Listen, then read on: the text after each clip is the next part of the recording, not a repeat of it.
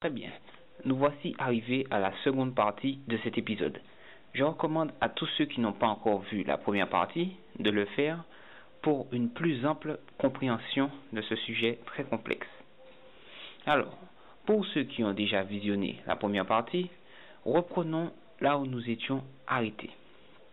Nous avions décrypté plusieurs éléments de la bande-annonce du film 2012, qui n'était qu'en fait qu'un message codé pour préparer les consciences afin qu'elles adhèrent au message.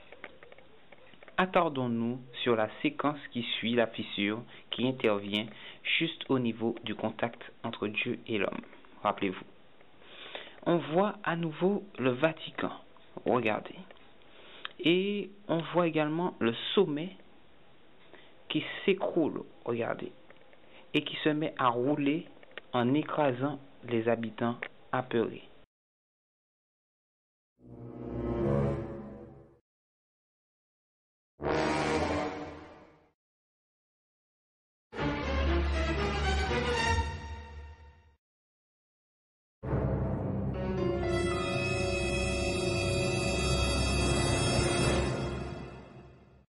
Cette séquence est hautement symbolique et nous lèverons le voile sur le sens caché de cette scène. Revisionnons-la. C'est la fin du monde, mes amis.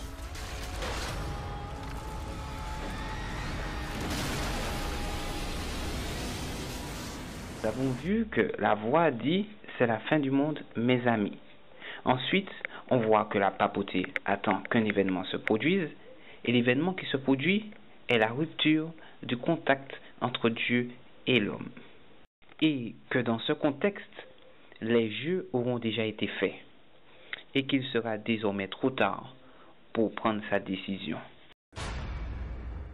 Lisons maintenant un passage du livre intitulé Service chrétien et qui recense plusieurs écrits de prophétie. Attardons-nous sur l'un d'entre eux. Voici une photo du livre dont je vous ai parlé à l'instant et nous lirons ce passage. Alors, regardez. L'excitation fébrile prévaut alors que le temps de grâce va prendre fin et que le dernier cas est sur le point d'être décidé pour l'éternité. Point. Satan voit que les minutes lui sont mesurées. Il utilise au maximum tous ses agents pour que les hommes soient trompés, illusionnés, accaparés et grisés jusqu'à ce que le temps de grâce prenne fin et que la porte de la miséricorde se ferme pour toujours. Vous voyez que je n'invente rien et que ces livres de prophétie corroborent parfaitement le thème que nous sommes en train d'étudier. De toute façon, si Dieu me le permet, je consacrerai un épisode sur la Bible et les livres de prophétie. Néanmoins, retournons à notre décryptage. Donc, suite à cette rupture, on voit qu'il y a un autre événement. Et regardez, comme nous l'avons vu, le sommet du Vatican s'écroule et tombe sur la population. Cette scène est synonyme de domination totale du Vatican. Il sera fin prêt à régner sur ceux qui accepteront la marque de la bête. Regardez cette image. Non, mais c'est extraordinaire. Regardez. On montre le Vatican qui s'écroule, mais en dehors de ces effets spéciaux, le symbole est puissant. On montre qu'il écrase la population. Non, mais c'est extraordinaire. Regardez-moi le symbole qui est véhiculé à notre subconscient dans le but de nous faire adhérer à ce futur événement. C'est absolument ahurissant, mes amis. Quand on voit l'influence qu'a le Vatican de nos jours et la connexion qu'il a avec le nouvel ordre mondial, on devrait vraiment se poser des questions. Il n'y a pas si longtemps, le pape Benoît XVI a été vu avec un symbole occulte sur sa mitre lors d'une de ses sorties. Voici l'une des rares images que j'ai pu trouver. Et on y distingue l'hexagramme avec un œil au milieu. Et cet œil représente, bien entendu, le All Seeing Eyes. C'est incroyable. Et quant à l'hexagramme, j'en ai déjà beaucoup parlé dans mes vidéos, il est retrouvé sur le drapeau de l'État d'Israël. Et à ce moment, avec cette image, on s'aperçoit qu'il y a un réel attachement entre le Vatican et cet État. Et surtout pour la capitale, Jérusalem. Ceux qui ont déjà vu les 3 parties de ma vidéo parlant de la face cachée des JO de Londres savent de quoi je parle. Les pièces du puzzle sont toutes reconstituées. Tout est démasqué par la puissance du Saint-Esprit qui est en train de nous réveiller avant qu'il ne soit trop tard. Revenons au Vatican, qui est un vaste réseau impliqué dans toutes les facettes du nouvel ordre mondial. Il y a beaucoup de choses à dénoncer vis-à-vis de cette institution dirigée par Satan. Et ces hommes du Vatican travaillent pour amener le nouvel ordre mondial vers l'établissement sioniste, qui est le résultat de leur conduite prophétique pour emmener le monde entier dans leur scénario de fin des temps.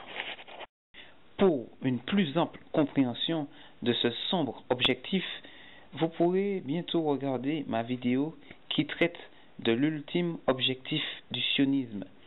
Et dans cette vidéo, il y a la connexion avec le FBI, la CIA, le MI16, la NASA, le SIV qui est le service secret du Vatican, etc. Tout cela est dénoncé ouvertement et sans tabou. Avant de conclure cet épisode, regardons une dernière séquence de la bande-annonce. Et regardez, on voit une énorme vague destructrice ravageant le monde. Et regardez cette séquence où l'on voit qu'il y a un porte-avions militaire qui est soulevé par cette vague destructrice. Rappelez-vous des personnages des JO de Pékin en 2008, et particulièrement Bébé, qui possède le All Seeing Eyes en haut sur son chapeau, regardez si vous vous en rappelez, et qui représente par le même temps l'air du Verseau. Et comme je l'avais dit, l'air du Verseau signifie porteur d'eau. Et sur cette séquence, la vague qui submerge le monde symbolise cette ère du Verseau qui envahira la planète. Encore un petit détail plein d'importance. Le porte-avions militaire soulevé par la vague qui symbolise la nouvelle ère, cet engin, regardez, militaire, soulevé, comme je l'ai dit, par cette vague, symbolise la loi martiale qui émergera durant cette nouvelle ère. Pour couronner le tout, la date de la sortie du film 2012 en France est le 11 novembre et le 13 novembre aux États-Unis. Nous avons ces 2 chiffres occultes sur lesquels je ne reviendrai pas et qui nous prouvent que ce sont des détails mûrement réfléchis. Alors, récapitulons. Cette date du 21 décembre 2012 nous donne le chiffre 11 qui symbolise la rébellion. Par la suite, dans la bande-annonce du film 2012, nous avons décrypté le message codé du président qui affirme que le monde tel que nous le connaissons est sur le point de disparaître. Ensuite, nous avons vu cette voix chuchotante qui disait « Ça commence » et qui signifiait que le jour de l'indépendance allait commencer. Ensuite, on a décrypté cette scène qui montrait la statue du Christ en ruine et par le même temps, nous avons décrypté la scène où intervient la fissure juste au niveau du contact entre Dieu et l'homme. Et suite à cette rupture, le Vatican serait fin prêt à dominer comme au bon vieux temps. Il y a beaucoup de choses à dire à ce sujet, mais j'aimerais juste remettre les choses au clair concernant cette propagande de fin du monde programmée à cette date précise. Tout d'abord, je tiens à préciser que je ne suis pas en train de dire que les événements que nous avons décryptés dans la vidéo se produiront le 21 décembre 2012, que nous soyons clairs là-dessus. Je ne dis pas cela.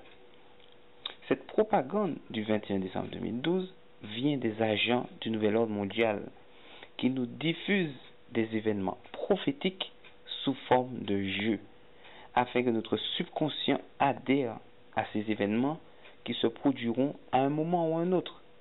Nous ne savons pas quand, mais nous avons la preuve en image que c'est du sérieux. Donc, le fait d'avoir fabriqué cette date butoir permet aux agents du diable de nous faire passer le message.